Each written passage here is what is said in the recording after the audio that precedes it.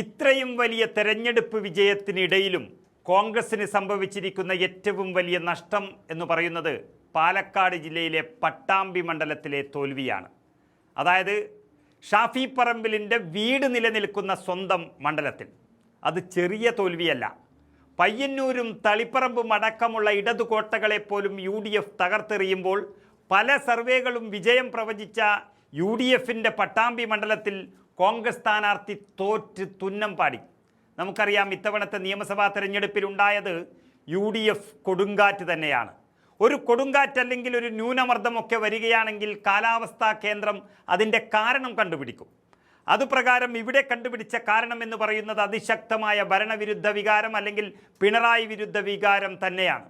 CPM കോട്ടകൾ പോലും അത് തകർത്തപ്പോൾ ഒരു UDF മണ്ഡലമായ പട്ടാമ്പിയിൽ അതേൽക്കാത്തത് എന്താണ് എന്നൊരു ചോദ്യമാണ് വലിയ ചർച്ചയായി ഇപ്പോൾ കേരളത്തിൽ ഉടനീളം മാറിയിരിക്കുന്നത്. നിയമസഭാ തെരഞ്ഞെടുപ്പിലെ ഈ ഞെട്ടിക്കുന്ന തോൽവിക്ക് പിന്നാലെ UDF ഇപ്പോൾ ഇതാ പ്രധാനപ്പെട്ട 2 നേതാക്കൾ രാജിവെച്ചിരിക്കുകയാണ്. പട്ടാമ്പിയിൽ തെരഞ്ഞെടുപ്പിന് ചുക്കാൻ പിടിച്ച UDFിൻ്റെ ചെയർമാൻ KP വാവുട്ടിയും കൺവീനർ ജിതേഷ് മൊഴിക്കുന്നുമാണ് രാജിവെച്ചിരിക്കുന്നത്. നേതൃത്വം രാജി ആവശ്യപ്പെട്ടിട്ടില്ല എന്ന് പറയുമ്പോഴും ധാർമ്മികത മുൻനിർത്തിയാണ് രാജിയെന്നും അവർ വ്യക്തമാക്കുകയാണ്. അപ്പോൾ ഞങ്ങൾ കാണിച്ചത് അധാർമികതയാണ് എന്ന് അവർ സമ്മതിക്കുകയാണ്.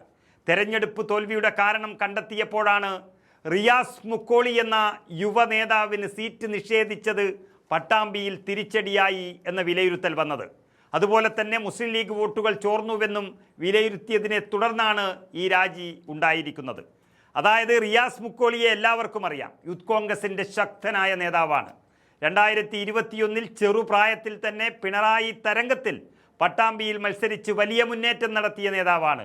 അന്ന് തോറ്റുപോയെങ്കിലും അതിനുശേഷം തുടർച്ചയായി 5 വർഷം വേറെ എങ്ങും പോകാതെ പട്ടാമ്പിയുടെ മനസ്സുകളിൽ സുഖദുഃഖങ്ങളിൽ പങ്കാളിയായി അവിടെ ജയിക്കാൻ പാകത്തിലുള്ള ഒരു സ്ഥാനാർത്ഥിയായി മാറിയപ്പോഴാണ് റിയാസ് മുക്കോളിയെ മാറ്റി കോൺഗ്രസിൻ്റെ ചാരനായി 5 വർഷം നടന്ന് കോൺഗ്രസിനെ വഞ്ചിച്ചുകൊണ്ട് മറ്റൊരു പാർട്ടി ഉണ്ടാക്കി പോയി തിരിച്ചു വന്ന ഒരാൾക്കവിടെ കോൺഗ്രസ് സീറ്റ് നൽകിയത്. ഷാഫിയുടെ ജന്മനാട്ടിൽ തന്നെക്കാളും വലുതാകുന്ന ഒരു യൂത്ത് കോൺഗ്രസ്സുകാരൻ വേണ്ട എന്ന നിഗമനത്തിലാകും ഒരു പക്ഷേ ഷാഫി പറമ്പിലും അദ്ദേഹത്തോടൊപ്പം VK ശ്രീകണ്ഠൻ MP ചേർന്നാണ് ഈ സീറ്റ് മുക്കോളിയെ മാറ്റി TP ഷാജിക്ക് നൽകിയത് എന്നാണ് ആക്ഷേപമുയരുന്നത്. കോടികളുടെ ആരോപണം വേറെയുമുണ്ട്, അതിനെപ്പറ്റി നമുക്കറിയില്ല. അത് പാർട്ടി വേണമെങ്കിൽ പരിശോധിക്കട്ടെ. ഏതായാലും ഈ ഉറച്ച കോട്ടയിലുണ്ടായ തോൽവി ഇപ്പോൾ വലിയൊരു പൊട്ടിത്തെറിയിലേക്ക് എത്തിയിരിക്കുകയാണ്. പാർട്ടിയെ വഞ്ചിച്ചു പോയി തിരിച്ചു വന്ന TP ഷാജിയോടുള്ള ഒരു അകൽച്ച അവിടുത്തെ പ്രവർത്തകർക്ക് കുറഞ്ഞു വരുന്നേ ഉള്ളുവെന്നും അതിനു മുൻപേ സീറ്റ് നൽകിയത് വലിയ തിരിച്ചടിയായിട്ടുണ്ടാകാമെന്നുമാണ് നേതൃത്വത്തിൻ്റെ വിലയിരുത്തൽ. പട്ടാമ്പിയിൽ റിയാസ് മുക്കോളിക്ക് സീറ്റ് ലഭിക്കുമെന്ന അവസാന ഘട്ടം വരെ UDFിന് പ്രതീക്ഷയുണ്ടായിരുന്നു. പക്ഷേ ഒടുവിൽ പട്ടാമ്പി നഗരസഭാ ചെയർമാൻ കൂടിയായ ഈ TP ഷാജിക്ക് നറുക്ക് വീണത് വലിയ തിരിച്ചടിയായി എന്നാണ് വ്യക്തമായി വിലയിരുത്തിയിരിക്കുന്നത്. അങ്ങനെ ഒരു തീരുമാനത്തിന് പിന്നിൽ ഷാഫി പറമ്പിലും ശ്രീകണ്ഠനുമാണ് എന്ന് പറയുന്ന പ്രവർത്തകർ ഈ തോൽവിക്ക് കാരണവും അവർ തന്നെയാണെന്ന് ഉറപ്പിക്കുകയാണ്.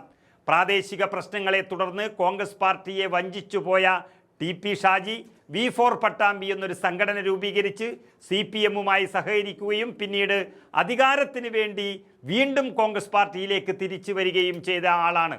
അങ്ങനെ ഒരാൾ പട്ടാമ്പിയിലെ കോൺഗ്രസിൻ്റെ സൗമ്യമുഖമായ റിയാസ് മുക്കോളിയുടെ സീറ്റ് തട്ടിയെടുത്തപ്പോൾ അത് വേണ്ട രീതിയിൽ പ്രവർത്തകരെ പറഞ്ഞു ബോധ്യപ്പെടുത്താൻ സാധിച്ചില്ല എന്നാണ് വിലയിരുത്തൽ. പട്ടാമ്പിയിൽ CPIയുടെ മുഹമ്മദ് മുഹസിനോടാണ് കോൺഗ്രസിൻ്റെ TP ഷാജി തോറ്റുപോയത്. അതും ഈ കൊടുങ്കാറ്റിലും 9442 വോട്ടിൻ്റെ ഭൂരിപക്ഷത്തിലാണെന്ന് മുഹസിൻ ഷാജിയെ പരാജയപ്പെടുത്തിയത്. അതായത് കേരളം മുഴുവൻ കോൺഗ്രസിൻ്റെ വിജയം ആഘോഷിക്കുമ്പോൾ തോന്നിയവാസവും കുതികാൽ വെട്ടലും കൊണ്ട് നഷ്ടപ്പെട്ട ഒരു സീറ്റ് ഇപ്പോൾ വലിയ ചർച്ചയാവുകയാണ്. അതിന് പിന്നിൽ പ്രധാനപ്പെട്ട നേതാക്കളാണ് എന്ന് പറയുമ്പോഴാണ് ചിലരുടെ പാർട്ടി സ്നേഹവും വ്യക്തി താല്പര്യവും നമുക്ക് വ്യക്തമാകുന്നത്.